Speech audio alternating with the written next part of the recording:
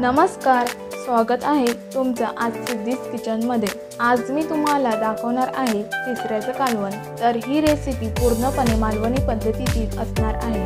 तर तिसऱ्याचं कालवण बनवायला सुरुवात करूयात। शिंपल्यातील मास्ट हे एका शिंपलीवर केलं जातं, यामुळे त्याला एक शिपी सुद्धा म्हणतात। तिसरे करवाल्या करण्यापूर्वी ते स्वच्छ एकदा धुवून घ्यायचे आहेत, कारण ते करवत असताना शिंपलेमधील पाणी जे असतं ते आपल्याला रश्यात वापरायचं आहे। गॅसवर कढई ठेवून त्यामध्ये 2 ते 3 चमचे तेल गरम करून घ्यायचं आहे। या तेलात 7 ते 8 लसूण पाकळ्या चांगल्या ठेचून परतून घ्यायचे आहेत। यात आता गरम मसाला, पाव चमचा हळद, 3 चमचे लाल तिखट घालून मिक्स करून घ्यायचं। आता ह्यात कांदा, लसूण, खोबऱ्याचं वाटण घालायचं आहे। ह्या वाटणाची लिंक मी डिस्क्रिप्शन बॉक्समध्ये देत आहे।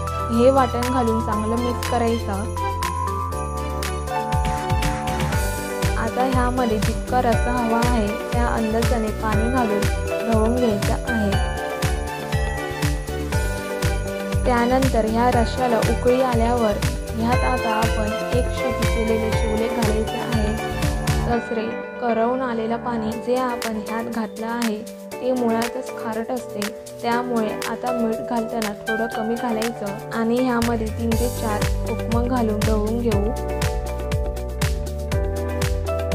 त्यानंतर गॅस मीडियम फ्लेमवर ठेवून आपल्याला 15 ते 20 मिनिटांसाठी झाकण ठेवून शिवले शिजवून घ्यायचे आहेत।